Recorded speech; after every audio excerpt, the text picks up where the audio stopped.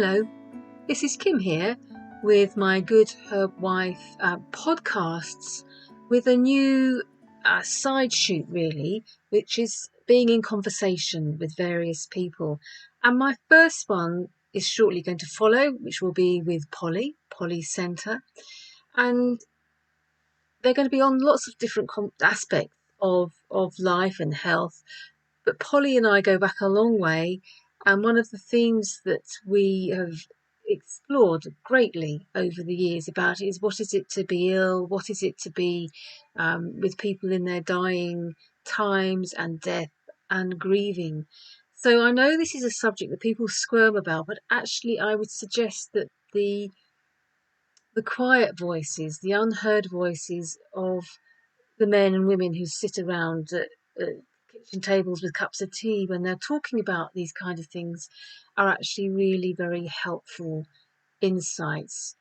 Otherwise, we get an overlayering of quite a lot of high octane anxiety where the monsters become bigger or the shadows become greater when we don't really come into our place of what I would suggest is the most mature of human beings who have absorbed that deep knowing that our lives are limited, that deep knowing that we are mortal, and that if we as adults, as mature adults, it doesn't have to be of a chronological age, but have that maturity and that wisdom to engage with that with a sense of equanimity in a way, then we don't let that anxiety and fear drive our relationships with our families or in our business settings.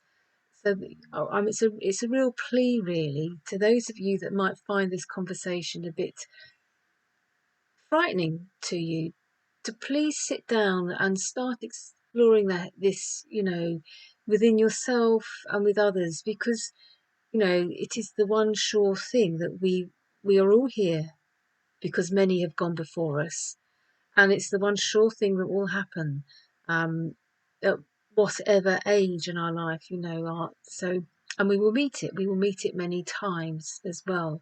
I would have thought, if we have family, if we have friends, if we have children, these things cross our path. So thanks for listening, and do leave comments if you wish, and if you would like to also get involved in the conversation with me, please do get in touch. So enjoy our first conversational attempt. We're ladies of a certain age, and our digital skills aren't the best, so bear with us, and we'll be interested in your feedback. Thank you.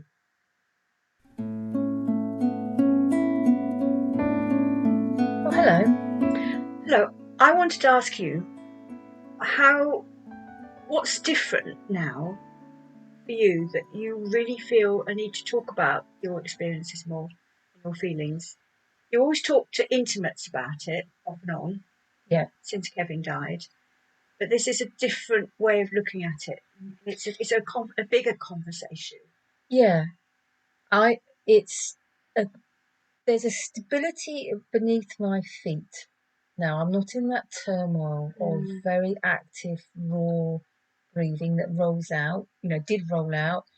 And I considered it would have been very messy and inappropriate, and I wouldn't want to share that or reveal that in a public forum because I don't think it's appropriate. It's a private, But now, there's an integration, there's a clarity.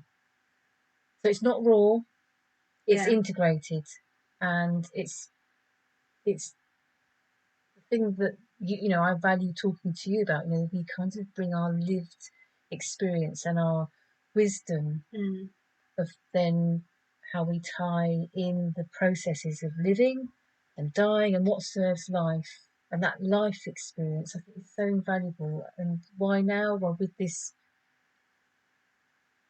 COVID world, with the main narrative for nearly a year has been on one track, and I feel there's a huge bit missing, like the conversations that you and I might have, or the people we meet in the out walking or whatever. There's the common, the normal, the ordinary experience of when families have a death in the family or an illness in the family. That's not coming through, and I think that stable voice needs space. It's all about dramatic at the moment, isn't it? It's statistics and drama and tragedy and a bit of chaos.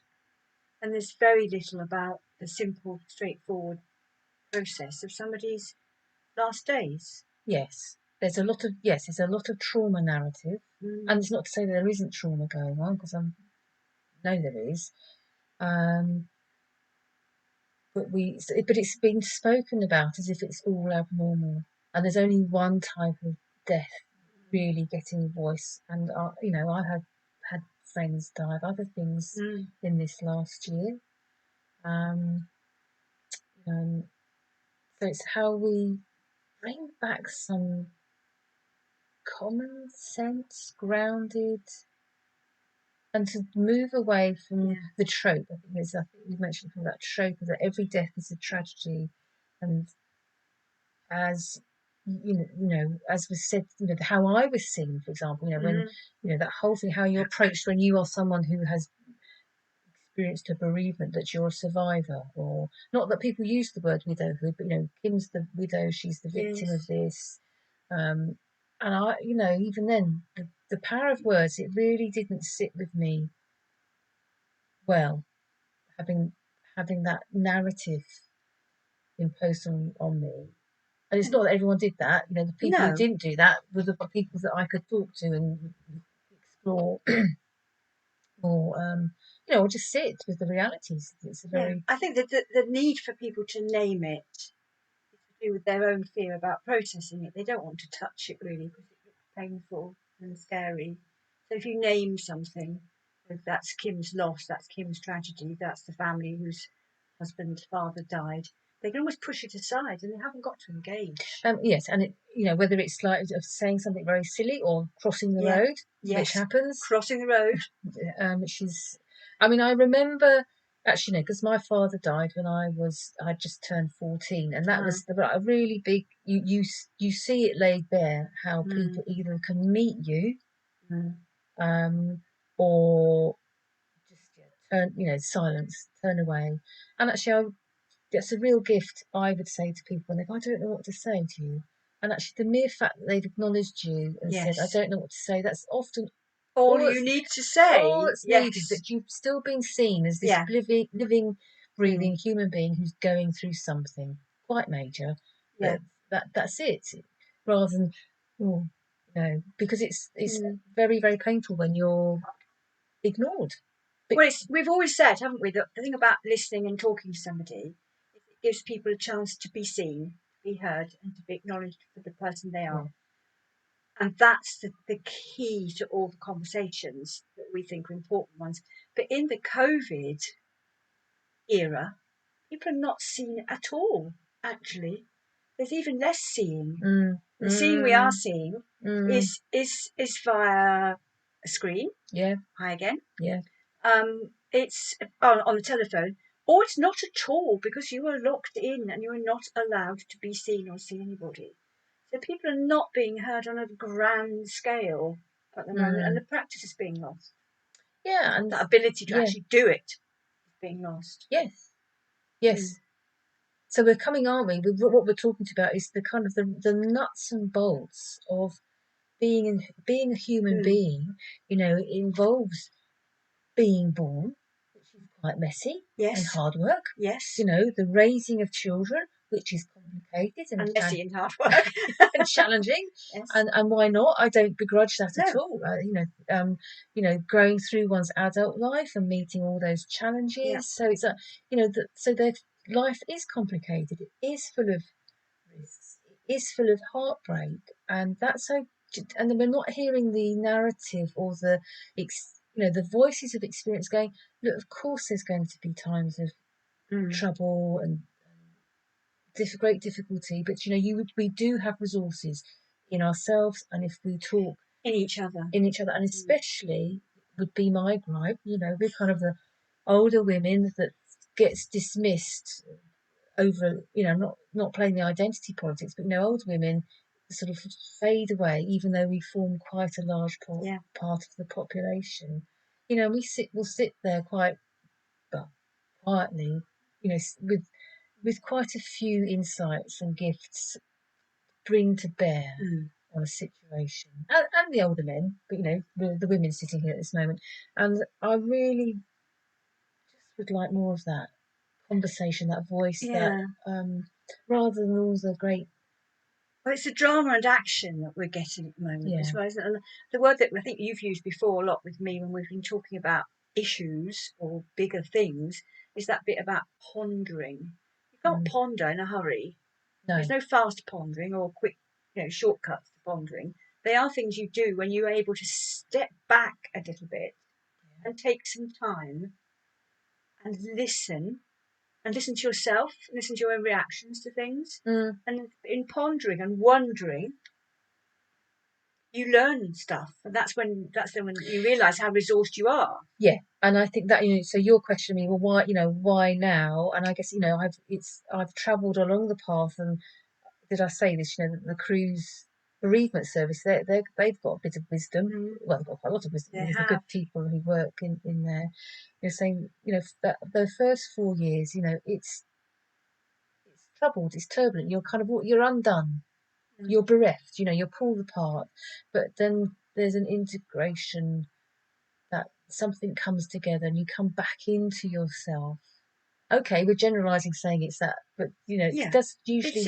It's a good solid lump of time. It's a good solid lump of time, and in that there's pondering. So you're not. I've moved beyond. What is it? The reactive. Yeah. The reactive. Yeah. So that rawness. I've earlier on in the COVID era story, I remember hearing a woman being interviewed on the BBC, whom I confess I no longer listen to because I'm just horrified with what they're doing. And they interviewed this very recently bereaved wife. I mean, it was like 2 weeks, and it was just, it was raw. And I personally, of course I understand the rawness, but it was inappropriate. Yeah, it's cruel. It was cruel to put her in, on a national radio and to have her exposed to that, and for us to be exposed to it, it wasn't helpful. Certainly wasn't helpful for her, and I don't think anybody learned anything from it. And if we don't learn from each other, then there's not much point having anybody in our lives, is there? We relate, we love, we learn. Yeah. Hopefully. And when I think that reluctance to learn, or learning the wrong path, maybe. Yeah. Learning how to do it very badly.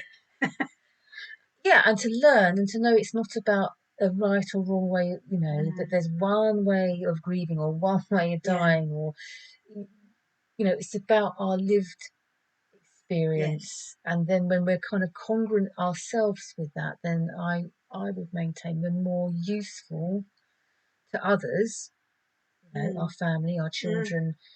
Because it's not that we're going to be going, well, this is how you do it. It's because we can model some sense of orientation within tricky circumstances. Yeah. I think modelling is the key thing, isn't it? Nobody learns by somebody saying this is how you should do it. Or you're going to feel this now. Yes. Or it's like, well, no, that's not. Or even saying, when I did this, I felt this. It's kind of vaguely helpful occasionally, but it's not. It's about you behaving in a way that's shown that you have, like now, that you have integrated most of your grief. It is part of you. It's never going to go away. No. But it's not raw. It's not dramatic. It's not affecting your behaviour in the same way as it was. It's become part of you. You'll carry it with you. Well, I enriched by it, I would have said. Absolutely. And I think sometimes people find that really hard to hear, when I would go, well, actually, I've learnt so much on the internal journey of what it is to be human by going through that. And it's not to say, as we said, we've had it I've had a longer life. I've had other experiences of death, but this was the most impactful. Yeah. For all sorts of reasons, because it was a complicated 2 years of illness before that, and other family circumstances, and so that would be a tragedy if I'd gone through all that and then still had a very blinkered or entrenched view of what my life should be, or wanted to tell everybody else this is how you've got to be with your grief, and then you're just being rigid. If you'd come through and were locked and not learnt, that would be the tragedy. And I think having young children and learning how to work with them through that initial time as well was phenomenal. So yes, life is fluid. Yeah. And it's also being able to go to, and maybe that's a conversation that that will open up later on down the line, is that it's about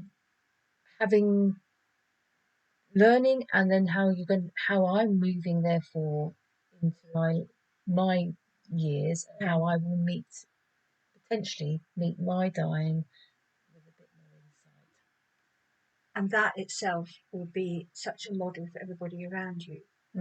For how you are in your dying, the ways you explore your dying. Yes, will be something we can all learn from. Yeah, and yes. And that's the bit we're not allowed to see anymore in the modern world. I see it, and in my work I've seen how people have come to their ends and processed things and glimpses of stuff that you come to terms with. It sounds such a kind of practical thing. It's a bit like but it's an acceptance without a giving up. It's just a realization. This is who I am. I am a human being. I am dying. And actually being able to say those words to yourself, if ever so quietly, and not running away from it, and then getting on with being yourself. Yeah, dying because as opposed to somebody else doing it. Because that's the thing. You don't die like anybody else. You die like yourself. Yeah. Yeah. And that's one of the wonderful things that for people afterwards that they hold with them. Yes. The pros and the cons of that. Yeah. The dirty bits, the nasty bits, as well as the bliss and the beautiful moments. That's the person that they knew. The person, you knew and loved them in their warts and all.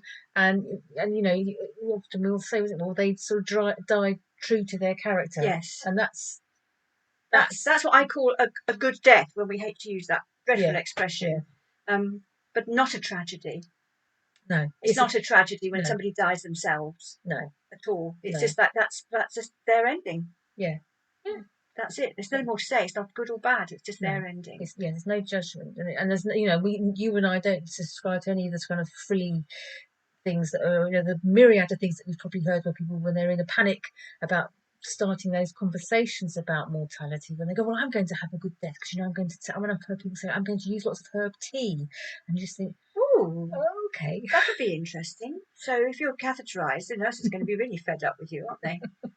Well, I'm sorry, but it's such a tiny little spark of something they're holding on to, isn't it? Yeah, I suppose. It's that panic running rather than going, actually, can we have the real conversation about the messiness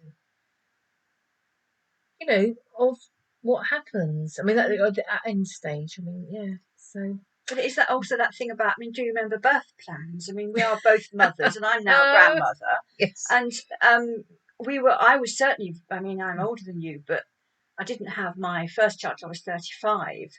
So, but it was still that thing about people were still wary of stirrups and shaving and enemas. They were still lurking there. They had started to go, but we were encouraged to make a birth plan to take some control back of all the things that we wanted to happen or didn't want to happen. In the same ways that I work with some people sometimes at end of life, and just to say what you really don't want to happen, if at all, if possible, what you do want to happen. So just getting a sort of shape of it. But then you can't go into this, the people I've known who've failed at their births and have come away with dreadful feeling of failure. That's when I say fail, not my failure, but their failure, is when they've had such a rigid idea of how my birthing must go that they're not pondering open, able to see and be with it, whatever's happening to And them.